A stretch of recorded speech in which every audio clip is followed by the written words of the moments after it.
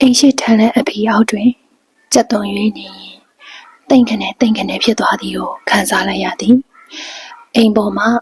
ဝုန်းကနေကွမ်းကနေပြုတ်ကျသမျှကြားရသည်ငလင်လှုပ်တယ်ဟိငလင်အထဲမနေကြနဲ့တလင်းနဲ့ထွက်ကြဟဲ့ကျော်သိန်းတို့ဝက်ကြီးတို့ဆင်းခဲ့ကြအိမ်ပေါ်မနေနဲ့ဟဲ့အိမ်ပြိုတာပြီးရင်တေတတ်တယ်တောရပြီဟိုမှဒီမှအော်တန်ပြောတယ်များကြားရသည်အကြီးငလင်လှုပ်တယ်တော့ပဲနားမတော်တဝိုင်းနဲ့အတူနေသည်တူဖြစ်သူငရှစ်မိန်မအေးဆိုးဟာလှမ်းအော်သည်ဖြစ်၍အတန်ပြန်ပေးလိုက်သည်ငါထရွက်တဲတယ်မေဟိနီးကလေးတွေသာခေါ်ဟုတ်ပါလှုပ်လိုက်သည့်ငလင်ကအတော်ကျန်းသည်နွားစကျင်းထဲမှရေများဘောင်မင်ခက်ပြီးဖိတ်ကြားကုန်သည်ထိုင်နေရမှအိမ်ပေါ်ကိုကဲကြည့်တော့ညောင်ရီအိုးများမှောက်ကျနေသည်ကိုတွေ့ရသည်ခဏဆောင်နေပြီးထပ်မလုပ်သည့်အတွက်ဒေါ်ညိုစိတ်ထိုင်ရမှထားသည်သို့တော့ဒူးရီယာမကောင်းလာပြီမို့ရှက်ရှင်မရအထိုင်ရထားခက်ရှင်ပြီးငလင်းအရှိန်နှင့်မူးသွားသည့်အတွက်ပိုပြီးတော့မထနိုင်ဖြည်းဖြည်းကုန်းထားပြီးအိမ်ပေါ်သို့သွားသည်ဇပွဲပူဒီပေါ်မှာပြုတ်ကျသည့်ပစ္စည်းအရှို့ကိုကောက်တင်ပြီးညောင်ရီအိုးနှလုံးနှင့်ထွက်ကြနေသည့်ပန်းများကိုယူလိုက်သည်ဝိုင်းဝါစီမှလူရိပ်မြင်သဖြင့်ဒေါ်ညိုစိန်လှမ်းအကြည့်ဝိုင်းထဲဝင်လာသည့်သားကိုတွေးလိုက်သည်ဟင်ဦးစင်ခွန်းအမလီဦးစင်ထင်၍လှမ်းကြည့်နေစဉ်ဘုရားရှင်ဘေးနာရှိတ်ထားသည်ဦးစင်ဓာတ်ပုံမှန်ပေါင်ကကြာကွယ်သွားသည်ဒေါ်ညိုစိတ်မှန်ပေါင်ကိုမကောက်အားသေးပဲဝင်လာသည့်ဦးစင်ကိုလိုက်ရှာမိသည်ဦးစင်ဟော့တော်ဘယ်ပြောက်သွားပါလဲဇဝေဇဝါနှင့်အိမ်ဘေးသွားကြည့်သည်မရှိအိမ်သားကိုလှမ်းကြည့်သည်မရှိဒေါ်ညိုစိတ်ပြုံးမိသည်ဟုတ်ပေသားဦးစင်းပြန်လာမှာ2 ရက်လိုသေးသည်ဒီနေ့မှစာမေးပွဲဖြေတော့သူ့စိတ်ကတားကိုလွမ်းလာပြီမို့မြင်အောင်နေခြင်းဖြစ်မည်ပြီးတော့ရွာစည်းကားကညနေမှစိုက်တတ်သည်မန္တလေးကဦးစင်းစီးလာမိကားကနေ့လယ်မှစိုက်တတ်သည်မဟုတ်ပါလားဆိုင်ကယ်ကြီးနှင့်ပြန်လာနေတော့မှဒီချိန်မရောက်မုံကြီးစားပြူသည့်မျက်စိတို့နှင့်နိုင်ကြည့်လိုက်တော့နိုင်ပြန်တရက်အေးဆိုးရောက်လာပြီးညောင်ရီအိုးတွေပြန်တင်ပေးသည်မှန်ပေါင်ကမှန်အကွဲတွေကျုံသည်အိမ်ထဲကဟိုတီတီပြုတ်ကြသည်များကိုကောက်တင်ပေးသည်မှန်ပေါင်ကိုတော့ဖိုးရှင်မြို့ပေါ်သွားမှပြန်ထည့်ခိုင်းရမည်ဒေါ်ညိုစိန်ကြက်သွန်ဆွက်ရည်သည်အတွေးကမူမရက်တော့ဒီထမ်းရွက်အဖိကလေးကိုတည်းသားပြန်လာခြင်းအေးတူတူနေဖို့ထိုးထားခြင်းဖြစ်သည်အညာသူပြီးရာသီဥတုပူခြင်းထလက်တဲတွင်နေရမှအေးသည်ဟုထင်သည်တာယဟန်ပြန်လာခြင်းအမေအိမ်သာတခိုက်မပူစေခြင်းဒီဘူတိုက်တင်နှံ့ဆက်ဖြင်းဆောင်ကိုရေစုပ်ကပေးမည်ကပေးစရာဝလုံးတန်းနဲ့အသင့်ဖြစ်အောင်တဲထိုးပေးသည့်ဖုန်ညက်တို့ကလှုပ်ပေးသွားကြသည်သားအကြောင်းတွေးမိကဒေါ်ညိုစိတ်မျက်နှာပြုံးလာသည်သားကိုကြောင်းပို့ပြီးခွဲမအိမ်နိုင်သဖြင့်17 နှစ်မှရှင်ပြူရသည်ဒါသည်ပင်သူတို့အဖေကိုဘကောင်ကလေးကကြီးလာပြီဟုစိုးစီစဉ်သောကြောင့်သာဖြစ်သည်ဒေါ်ညိုစိန်အလိုအတိုင်းဆိုရင်ပစင်းရွယ်ရောက်တောင်စိတ်ချမည်မဟုတ်ကိုဘကောင်ကလည်းလုံနိုင်ကိုင်နိုင်ရေမိုးတဲ့အစင်းသင်းနေတော့သားအလိုမှာဝတ်သားပြောင်းကျွေးမည်ဟုစီစဉ်သည်သို့တော့မင်းဖြစ်သူရောင်ကလေးနဲ့ဆိုသလိုပင်ရဟန်းအထိဖြစ်မိသားကဝတ်မပေါ်ရပါဘူးဟုတုံတယူလှုပ်တော့ကြောင့်ငရောက်စီမွေးနှင့်ပဲဟင်တရက်ရှင်သုံးနှင့်ငရုတ်တီကျော်ကြောက်ပြုံရင်ကျိုးသာကျွေးရသည်သားဖြစ်သူပါရမီရင်ပုံမှလည်းပြောစရာမရှိရှင်ဖြစ်သည့်နေ့မှစ၍မအေးအိမ်ကိုစွန့်ခံနှင့်စွန့်ကြိုက်ဆွဲရန်သာလာသည်ကြံသည့်အချိန်ကျောင်းတွင်သာဘုံကြီးကြက်ခိုင်သည့်စာကြက်နေလေသည်တပတ်နဲ့လည်းမထွက်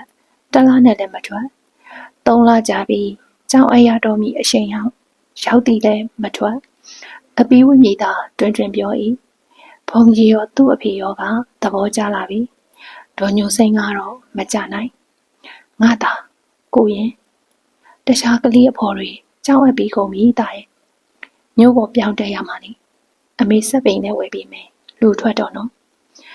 အမေတားတီကိုကိုရင်ဝင်နေတာအမေရှက်လို့လားအမလေးမဟုတ်ရပါဘူးငါသားရဲ့အမေဟာတားစားမတက်မှဆိုလို့ပါကိုစားတင်နေတာပဲအမေရဲ့ပရိတ်ကြီးဆိုကွန်ပေါ့မဟုတ်ဘူးလေဟဲ့အင်္ဂလိပ်စာတော့သင်ချာတော့မတက်ပဲနေမှာပေါ့ဟဲ့အမေတို့လိုအားဖြစ်နေမှာပေါ့ဟိုတက်မထွက်ဘူးစိုးလူထွက်ခိုင်းကျုပ်ခမအိမ်မလားဟုတ်ဘလို့ပြောမရတော့သူတို့အဖေကိုပြောခိုင်းရသည်သို့တော်ညာသူတို့အဖေကလုံးမှမပြောကျုပ်သားကြီးပညာတတ်ကြီးဖြစ်ရင်မစိန်ရင်တို့လိုဘွဲ့တက်ပုံကြီးရှိတ်ရှင်တာတော့မျက်ရည်စမ်းနဲ့ပြောမိတော့ဟဲ့ညိုစိန်ဖုန်းကြီးမိလူတိုင်းမဖြစ်ဘူးနင်းဘွဲ့တက်ပုံကလူတိုင်းရှိတ်နိုင်တယ်သူဝိရှင်နာမတားနေဟုငေါ့တဲ့ဖြစ်ကိုရင်လူထွက်မိဆက်အပီးရတော့သည်ဒီလိုနဲ့73နှစ်သားရှိတော့မြို့ပေါ်စာတင်တိုင်းကိုဖုန်ကြီးကပို့သည်တားသွားကစားရက်များတွင်ဒေါ်ညိုစိတ်အိမ်မြောင်အမီးပြတ်သလိုပင်ဆက်လူနေတော့သည်9ရက်စီနေ့ဈေးလိုက်သွားတိုင်းကိုရင်ကြောင်သွားသည်နောက်တော့ကိုရင်ရွာပြန်ခြင်းမီဆိုးတဲ့ဖြစ်စာတင်တိုင်းဆရာတော်ကဒေါ်ညိုစိတ်ကိုတလားတစ်ခါသာတွေ့ရမည်ဟုအမိန့်ထုတ်ရသည်ဒါကိုပင်မနဲ့မိုးမလင်းခင်မြို့ပေါ်ကိုခြေကျင်တုံနှင်းပြီးကိုရင်တို့စွန့်ကန်ထွက်ရှင်ရမည်တွားဆောင်ရသည်ရွာကယူလာသည့်အကျော်အလှော်လေးများကိုအများဆုံးလောင်းတယ်လို့စောင့်လောင်းရသည်ကိုရင်အကြီးရောက်သည့်နှစ်တွင်ကိုဘကောင်လေးဖြတ်သည်ကိုဘကောင်မဆုံးခင်ကိုရင်ကိုရဟန်းတက်ပြီးခြင်းတော်တယ်အတန်မပြေသေးတဲ့ဖြင့်တက်မရသည်ပြီကိုဘကောင်ကျမ်းမာရေးကရိုးရော့လာသည်မို့19နှစ်3လတွင်ဖုန်ကြီးကရဟန်းတက်ခိုင်းသည်သူ့သားရဟန်းတက်လင်တိမ်အထွက်တွင်ရွှေထီးမိုးပေမည်ဟုကြုံဝါထားသူကြီးမှာသားတိမ်အထွက်ကိုပလက်ကလထိုင်မောကသာကြည်သွားရရှာလေသည်အမေအတွေ့ရမျောနေတခိုင်ဦးစင်းအတန်ကိုအနာကကတ်ခေါ်တယ်လို့ပြီးသားကြားလိုက်ပြန်သည်ဟဲအေးဆိုးကြီးငါတော့မဟုတ်တော့ပါဘူးကိုဘကောင်ရှိသေးရင်နင်ကသားစိတ်နဲ့ယူတော့မှာလို့ပြောအောင်ပါဘာလို့တော့အကြီးရဲ့ငါကုနာတော့ကလည်းဝိုင်းပေါက်ကဦးစင်းဝင်လာတယ်ထင်နေတာတော့ကိုလေငါခေါ်တယ်ထင်နေတာလာတော့မှာပါအကြီးရဲ့2ရက်လူတော့တာဟုတ်ပါ2ရက်လူတော့တာညီနဲ့ပြန်ကြကြက်မြင့်ကြက်တဲ့မှာပါ၏ငါသားကကြိုက်တယ်ကျွတ်တော်နေငရုတ်တီလေးနဲ့တုပ်ပြီးရင်နှွေးမိရတာကိုသူ့အလွန်ကြိုက်တာအဲ့ဒီညကဦးစင်းကိုအိမ်မက်သည်လွယ်နေကြလွယ်အိတ်ကလေးနဲ့အေးဘူးလေးကိုတစ်ဖက်ကကင်ပြီးအမေကျုပ်ပြန်တော့မယ်ဟုနှုတ်ဆက်နေလေသည်သင်္ကန်းကိုကောင်းရှုံထားပြီးမျက်နှာညှိုးလာသဖြင့်ဒေါ်ညိုစိတ်ဝမ်းနေနေမိသည်ငါသားရဲ့မျက်နှာလည်းမကောင်းဘူးအမေပဲတက်လှည့်စမ်းပါဟုဆိုတော့ဟိုဘက်ပို့လှည့်သွားသည်လှည့်ပါဟဲ့ဒီဘက်ဟုဆွဆွဲလဲတော့မျက်နှာတရှမ်းလုံးသွေးများရွှဲနေပြီးသင်္ကန်းတွေပါသွေးတွေစိုးနေလေသည်ငါသားဟုရှေ့မကင်မီလက်မကင်မီအော်နေစဲမှာပင်တဖြည်းဖြည်းအဝေးသို့ရောက်သွားတော့သည်မနဲ့နိုးလာတော့သားအတွက်ရည်ရွယ်ပြီးစွန်ပန်းရေချမ်းကတ်သည်အိမ်မကောင်းသည်မို့စံတဆုံငှက်စာကျွေးပြီးရေရရှိသည်ဖိုးရှိကိုသားစီဖုံးဆက်ခိုင်းရသည်ဖုံးကမဝင်ဒေါ်ညိုစိတ်ပူလာတဲ့ဖြင့်ရွာဦးကျောင်းသွားလျှောက်ပြန်သည်ဆရာတော်ဖုံးခေါ်တော့လေဖုံးကမဝင်စိတ်မပူပါနဲ့ညိုစိတ်ရဲ့အိမ်မက်ဆိုတာကြောက်ကတဲ့မတ်တက်တာပဲမြစ်တာသာပို့ဒေါ်ညိုစိတ်မြောက်မိခဲ့ကိုင်မိတယ်လို့ပင်ဘလို့ခေါ်ဖုံးတွေကမဝင်ငရှိကတော့နှစ်သိမ့်သည်ငလင်ကြောင့်လိုင်းတွေပြက်လို့ထင်ရဲ့အကြီးအဲ့လောက်ပူမနေပါနဲ့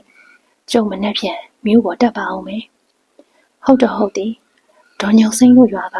ဖုန်းလိုင်းရောအင်တာနက်လိုင်းပါမမီးတရက်မြို့ပေါ်သွားမှတေချာပေါက်လိုက်မိသည်တနေ့လုံးတညလုံးမြစ်တာပို့လိုက်တမုတ်တွေရောလိုက်ငိုလိုက်နဲ့အချိန်ကုန်သွားသည်မနေ့အစောငရှိမြို့ပေါ်သွားပြီးနေ့လေလောက်ကြာပြန်လာသည်ငရှိဘာတရင်ကြားခဲ့သေးတော့ဖုန်းဆက်လို့ရောရလာရဲ့အကြီးနက်ပြန်ကျုပ်ရဲ့ဘာတင်မောင်ရဲ့ဖုန်းကြီးရဲ့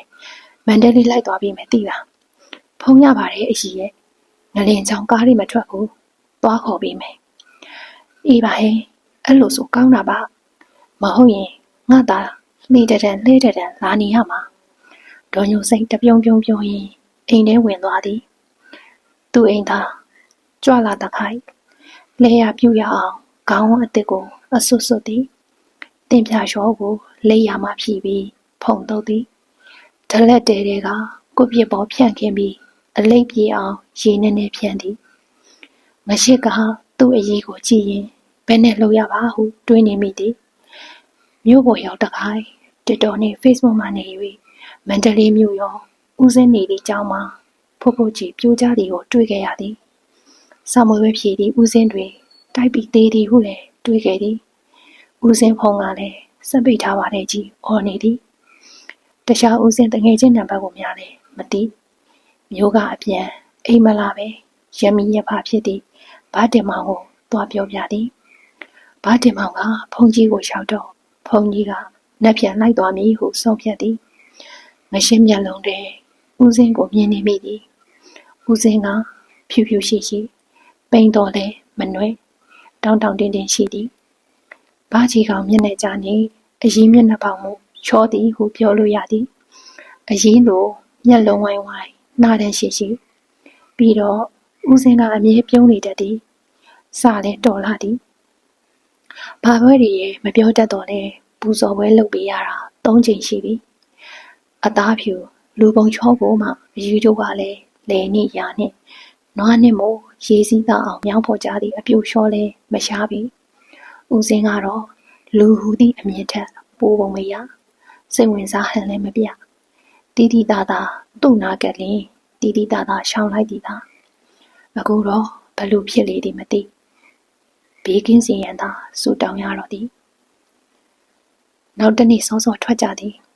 မန္တလေးနဲ့သူတို့ရွာလိုင်းကနေနေချင်းပြန်လို့မရအခုတော့ဖုန်ကြီးကနေမို့အစောထားထွက်လည်းပြန်လို့ရမည်ရမှလည်းဖြစ်ပေမည်မဟုတ်ရင်အရင်မျိုးစိန်ယူလိမ့်မည်ထင်သည်သူတို့ရောက်သွားချိန်တွင်တော့မန္တလေးသည်မြို့ပြက်ကြီးလိုဖြစ်နေတော့သည်အပြိုအပြက်များပူဆွေးငိုကြွေးနေသူများဆေးရုံကားများနာရေးရင်များရှောင်မလို့တော့ပြီဦးစင်းနေသည့်ကျောင်းကိုသူတို့ရောက်တော့ပြိုပြက်နေသောကျောင်းဆောင်များကြားတွင်ယာယီမိုးကတဲများနှင့်ဖြစ်သလိုသတင်းသုံးနေကြသောဆရာတော်များရဟန်းငယ်များကိုတွေ့ရသည်သူတို့ကားဝင်လာတော့အားလုံးကလှည့်ကြည့်ကြသည်ဆရာတော်ကတက်တော်80မို့မထေကြီးစရင်ဝင်နေပြီဖြစ်ရာကားပေါ်ကဆင်းတော့ဆရာတော်ဦးစင်းကိုအပ်ခဲ့သည်ဦးဥဒ္ဒရာကမျက်နှာပြတ်စွာလာစီးကြိုလေသည်ဦးဥဒ္ဒရာတိတ်ခညနာရောဆရာတော်အမေကိုမဖြေသေးပဲဆရာတော်များစုထိုင်နေရာစပွဲစီသို့ပင်လာသည်သူကတော့ဦးဥဒ္ဒရာမျက်နှာမြင်သည်နှင့်အခြေအနေမကောင်းမှန်းသိပြီဆရာတော်ကြီးဦးဝေပုတ်လာပါဖေဟာတိတ်ခညနာရဲ့ဆရာပါဦးဥဒ္ဒရာကအတိပြေလျှောက်ထားလိုက်တော့ဆရာတော်များလှုပ်လှုပ်ရှားရှားဖြစ်သွားသည်တိတ်ခညနာရောတိတ်ခညနာဆရာတော်ကသူတို့မျက်နှာများကိုကြည့်ရင်အစောတလင်မေးသည်တပားကလက်အုပ်ရှိရင်တပည့်တော်များကြောင်းတိုက်ကတိုက်ထဲမှာပြီးတယ်ပြူတယ်သူမရှိပါဘူးဖေဟာစာပြေဌာနမှာပြူကြတယ်ခိုင်းမိကြတယ်ဆိုမှန်ပါစာပြေဌာနမှာတော့အထီးခိုက်ရှိပါတယ်ဖေဟာဒဏ်ရာရတဲ့သူတွေမေမြို့စေအောင်ပို့ထားတယ်ဖေဟာအင်းတိတ်ခအဲ့ဒီတည်းပါသွားသလားတိတ်ခညာနာကတော့အင်းဆရာတော်ကလေတံတုံဆိုင်သွားသည်ဆက်ထွက်လာမည်စကားကိုငရှိတီးတီးကြီးနဲ့နားမထောင်ရတော့အိုဗျာကိုကြီးငရှိဟုနှုတ်ဆက်သည့်ဦးစင်းအတန်ကိုကြားနေလေသည်တိတ်ခညာနာကတော့အဆောက်အဦပြိုကျတဲ့အထဲမှာပါလို့အနေစာရောက်သွားပါပြီဖေဟာအိုးဖေဟာဖေဟာဘာတင်မောင်ကတော့အမလေးများတာကမျက်ရည်များကျလာလေသည်သူတို့ရွာဤအညွန့်အဖိုးလေးသာသနာမျိုးဆက်သည်ခြားခြားပါပါသည်သိရှားပြီးကိုငရှိကတော့စောင်းကြောင်ထိုင်နေရမှဖင်တိုင်ရဲ့ကျသွားသည်မျက်ရည်များလည်းတက်လက်အောင်ငါညီလေးတမီပေါက်တယောက်ထွန်းနေဖုန်ကြီးဖြစ်ရှင်လုံးသူလေးမရှိတော့ပြီတဲ့လားသူ့အမေအရင်ညှို့စိန်ကိုဘယ်လိုပြောရပါ အလောင်းကတော့ခုမနဲ့ပဲဖော်လို့ရပါတယ်ဖေဟာစေယုံကြီးရေခဲတိုင်းမှာတွားယူရပါမယ်တိတ်ပြီးတော့ရုံးမပြတ်လို့ရွာပြန်တဲခြင်းနဲ့နာရီကစီစဉ်ပေးပါမယ်ဖေဟာဒီကတပါထဲလိုက်ပါမယ်ဟိုမှာရှိတဲ့ကျောင်းကတာဝန်ခံကိုတော်နဲ့ရှိတ်ဆက်လုပ်ပေးပါမယ်ဖေဟာဆရာတော်ကြီးမှာအတော်နဲ့စကားပြန်မပေးနိုင်ပဲငုံငူကြီးထိုင်နေလေသည်ငရှင်နဲ့ဘာတင်မောင်ကတော့မျက်ရည်တွေတွေ့ကြပြီးအတန်မထွက်အောင်ရှိုင်ငုံမိကြသည်ဘဲနဲ့လောက်ကြပါစာမေးပွဲပြီးသူ့ပြန်လာနေဖွင့်မိရင်ချင်းလေးမှာတင်းတန်းအတွက်လဲအကုန်စီစဉ်ပြီးပြီအရေးပေါက်တို့အလူမလဲသူ့ကိုတိတ်ခါတတ်ပြီးတရားဟောခိုင်းဖို့လူတရက်လောက်ဖိနိုင်ကြီးလဲထုတ်ပြီးပြီဘဲနဲ့လောက်ကြပါဆရာတော်ကြီးကစပွဲကုံပေါ်လက်ထောက်ကအာယူထားသည်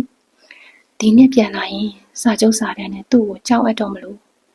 အသက်ကလေးက26နှစ်6ဝါရှိသေးတာကွာလင်္ကာရက3ဘွဲ့ငါကတိပိတကက်ထိမှန်တာကွာမောင်တိတ်ခါလေးသူကငါတကြိုမှမှတ်တာငါကသူ့တကြိုရမယ်လို့လုံးလုံးမတွေးမိဘူးဆရာတော်စကားကြတော့ဇူထိုင်နေသည့်ဆရာတော်များပါမျက်နှာနီးမြန်းကုန်ကြသည်ကဲငရှိ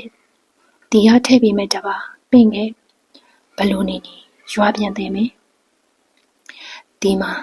ကြီးနေဖုတ်တော့ငါတပည့်ငါမထားခဲ့နိုင်ဘူးအငုံမျက်လုံးများဖြင့်ဆရာတော်ကိုတွဲထွက်ခဲ့ကြသည်ပါလာသည့်ဦးစင်ကရှိတ်ဆက်လောက်ကင်ပေးသဖြင့်ရေခဲတိုက်ရောက်ပြီးနိုင်ဝက်လောက်နေတော့အလောင်းကိုတွေ့ရသည်ညာဘက်ခေါင်းတရှမ်းကြည်နေသည်ဘယ်ဘက်ရှက်တော့မှစီစီညံ့ညံ့ကြည်နေပြီရင်ဘက်တွင်လည်းကန့်လန့်ပြက်အညိုးအမဲအစင်ကြီးနှာခေါင်းနှင့်ပါးစပ်မှာသွေးစီကြောင်များရှိသည်သူ့မူပိုင်အပြုံးလေးကမူနှခမ်းတက်တွင်ရှိနေစေသူ့တပည့်အလောင်းကိုမြင်တော့ဆရာတော်ကြီးမျက်ရည်ကျတော့သည်ထပ်ရောက်လာသည့်တန်ကအလောင်းများမှလည်းမြင်မကောင်းဘာတင်မောင်နေဆရာတော်ကိုရွာကကနေပြန်လွတ်ခါသူကအလောင်းသိပ်ပြီးမိကနဲ့ပြန်လိုက်လာခဲ့သည်ဆရာတော်အမိန်နှင့်ရွာတွင်ကြံ့ခဲ့သည့်တောထွက်ဦးစင်းကြီးနှင့်ကိုရင်ကြီးကိုရွာအသင်းကအေးကောင်းပြင်ထားရင်တူတူတိတ်တိတ်ခိုင်းရသည်ဘာတင်မောင်ရဲ့တူကိုကျော်စားနှင့်ကိုကျော်များကိုတွားကိုခိုင်းပြီးတည်င်းမထွက်စေရန်ပိတ်ရသည်ဆရာတော်ကညိုစိတ်မသိစေနဲ့ဘသူမှလည်းမသိစေနဲ့အလောင်းပြင်ပြီးမှအကြီးခံမဲဟုမိန်သည်သူတို့ရွာချောင်းကရွာထိပ်ဝဲတီးတန့်ဖြစ်ပြီးရွာနှင့်အလံဝေး၍တော်သေးသည်တည်င်းကိုနည်းနည်းထိန်လို့ရပြီမည်သူကတော့အလောင်းကိုကြည့်ကောင်းအောင်ပြင်ဆင်ပေးပြီးအပုပ်နဲ့အောင်လုပ်ပေးကြသည်ကိုစောင့်ကအလောင်းတင်သည့်ကားနှင့်ပြန်လာခဲ့သည်ညိုစားပြူလာသည့်လက်သေးလေးတွေဒဏ်ရာအနာတရားနှင့်လက်ဖြူဖြူရှိရှိလေးတွေကိုကြည့်မိသည်ဆုံးပါပေါ်ငါညီရဲ့ဆုံးပါပေါ်ကလေးတွေနဲ့တရွတ်တီထိုးသူ့ကိုဒီလက်ကလေးတွေကအရှိတိအောင်တစ်မျိုးမတိအောင်တစ်မျိုးမုံပိုပေးထပ်ခဲ့သည်သူနဲ့လိုက်ဖက်လာသည့်သင်္ကန်းညိုဝါအောက်ကလက်ကလေးတွေလုံမလာတော့ပြီငါညီလေးဦးစင်းရဲ့အရေးကိုကြီးငှက်ရှစ်ဘလို့ပြောရတော့မလို့ငါညီရဲ့ခေါင်းကိုတိုင်ကရိုက်ချသွားတဲ့တူပါရဲ့ခြေထောက်ကတော့ကွန်ကရစ်ပြားကြီးပြီးတာရင်ဘက်ပေါ်ကစားပြီးကုန်နဲ့တိုင်ရဲ့ကျိုးနဲ့ပြီးနေတာကိုရှိရဲ့အဖို့လိုက်လာသည့်သူ့တငယ်ချင်းဦးစင်းကအလောင်းကိုကြည့်ရင်ပြောသည်တိတ်တဘောကောင်းတာဗျာဘယ်တော့မှစိတ်ဆိုစိတ်ပြက်ဆိုတာမရှိဘူးအမြဲပြုံးပြီးအမြဲအကောင်းမြင်တာသွားဖြစ်ခဏီတော့ကတော့အေးဘူးမင်းဖို့တဲခဲ့မယ်လို့ပြောပြီးတင်ကန်းလေးခေါင်းရှုံထွက်သွားတာအဲ့ဒါနောက်ဆုံးမြင်ရတာပဲဦးစင်းကမှနောက်ဆုံးမြင်လိုက်ရအတန်လေးကြားလိုက်ရပါသေးတယ်ဦးစင်းရင်တပည့်တော်အရှိကဒီလိုမြင်ရင်ယူလိမ့်မယ်တလန်းလုံးစကားအထူးမဆိုဖြစ်ကြ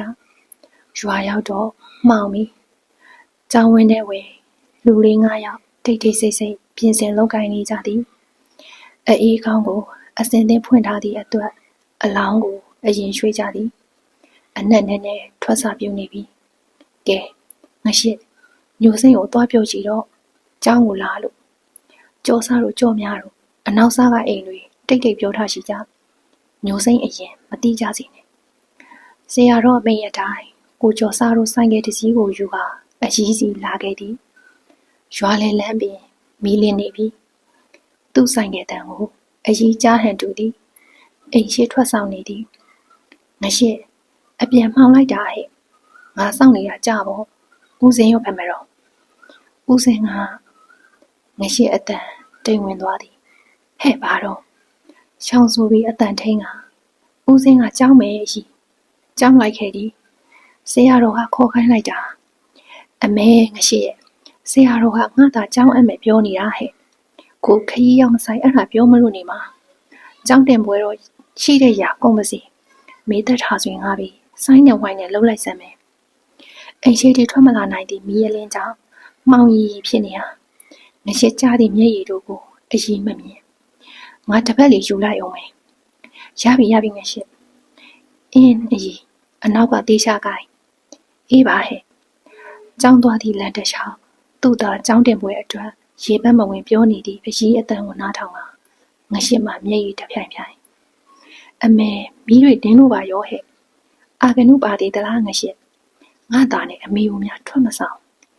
ဒီအမေကသူ့စိတ်ကူလို့ယူနေတော့မယ်အေးခေါင်းကိုတိုက်ကြောင်လေးပေါ်ပြင်ပြီးပုံမှန်မီးသာထွန်းထားသည့်အတွက်အရင်မမြင်ကျောင်းရှိထလက်တဲ့ရွယ်တွင်ဆရာတော်နှင့်အတူထိုင်နေသည့်သူ့သားတငယ်ချင်းဦးစင်းလေးကိုသူ့သားထင်ပြီးပြောကဆိုကနဲ့တဲဝင်သွားသည်ငါသားဦးစင်းကလှည့်ကြည့်သည်အလိုတော်ငါသားမဟုတ်တက္ကမကြီးကလွဲလို့ပါဦးစင်းရဲ့တပည့်တော်မှာမျက်စိများကလည်းမကောင်းတော့ဘူးဖုံဖုံရဲ့ဖုံဖုံတပည့်ရောဆရာတော်ကအတန်ထိန်ရင်အေးညီတာတိုက်ပေါ်မယ်ဩတပည့်တော်ဝိရှားကြည့်အောင်မယ်ဖေ။တပည့်တော်မယ်ပူလိုက်ရတာဖုံဖုံသွားခေါ်ပြီးမှစိတ်အေးရတော့တယ်ညိုစိတ်ဖေ။ဆရာတော်အတန်ကအပြိုနေလေပြီရွာတွေကလူများလေဟိုမှဒီမှရောက်လာလေပြီညီသားလေးလေတင်မညီသားလေးငနေနဲ့ပါသွားတယ်ညိုစိတ်ရဲ့ညီသားမရှိတော့ဘူးဖေ။ဖေ။အကြီးထံမှထွက်လာသည်ဖျားဟူသည့်အတန်မှာရင်ကောင်းတန်ကြီးနေဖြစ်သည်ထိုအတန်နှင့်တပြိုင်နက်ပင်နောက်ကိုရှားခနဲ့လှည့်ကတိုက်စီသို့ပြေးလေသည်ဒူမကောင်းသဖြင့်တနေ့နဲ့သွားနေရသူမှာဘယ်ဟာခွန်အားရလေသည်မသိတိုက်လေကသုံးထက်ကိုလည်းခုန်တက်သွားသလားမှတ်ရတယ်တိုက်ထဲတွင်မီးများလင်းထိန်နေအောင်ဖွင့်ထားပြီးဖြစ်သည်ရောင်းနှင်းနေသည့်မိန်းမများကလည်းအကြီးကိုစီးဖက်ထားကြသည်သူရောအဖေဦးစင်းရောအရင်နောက်အပြေးလိုက်ကြတော့လေမှတ်မိအေးခေါင်းပေးတွင်ကြောင်ကြီးရက်ကအလောင်းကိုစိုက်ကြည့်နေသည့်အကြီးကိုမိန်းမများကဖတ်ထားကြသည်အတူပါလာသည့်ဦးစင်းလေးကတောင်းကြီးဖြစ်နေသည့်အကြီးကိုဖတ်ပြီးမဲတော်ကြီးငိုချလိုက်ဟုပြောတော့လေမငိုပဲသူ့သားအလောင်းကိုတက်လှည့်ဖတ်ထားသည့်ဦးစင်းလေးကိုတက်လှည့်ကြည့်ကခွေလဲကျသွားလေတော့သည်အမေလာလီသားကသင်္ကန်းကိုတတရရယုံထားပြီးသူ့ကိုလက်ကမ်းခေါ်သည်သားဗျာအမေတို့အတူတူသွားရမှာလားအင်းပေါ်အမေကျုပ်နဲ့အတူတူသွားမှာကန်းနေပြီးသားရဲ့လက်ကိုအာကိုတကြီးစုပ်ကိုင်လိုက်သည်ဘယ်တော့မှအပြုံးမပြတ်သည်သားကသင်္ကန်းအယုံမပြတ်လွယ်အိတ်လေးကိုလွယ်ကသူ့လက်ကိုဆွဲရင်းပြုံးပြလေသည်ဤကောင်းမှု၏အဖို့ပါကရှားသမျှကိုလွန်ခဲ့တော့လေးရက်ခန့်ကဘဝနှစ်ကြောင်းပြောင်းရွှေ့ဆန်တော့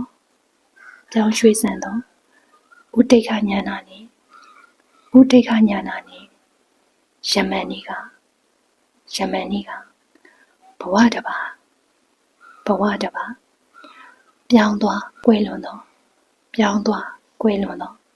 မဲတော်ကြီးဒေါ်ညိုစိန်တို့ငါညီအကြီးတာတို့ခေါ်ကြပါနော်ဝစ်ကျွေးတွေဆိုရင်လေကြေးပါစီတော့ငါညီတကယ်တော့လေဒီငလင်ကအကြီးရဲ့ရင်နေမဟုတ်ဘူးကျုပ်တို့တိမ်ဝါလုံးရဲ့ရင်ကိုခွဲလိုက်တာပါပဲသွားနှစ်ပါတော့အကြီးရဲ့သွားနှစ်ပါတော့ အိုး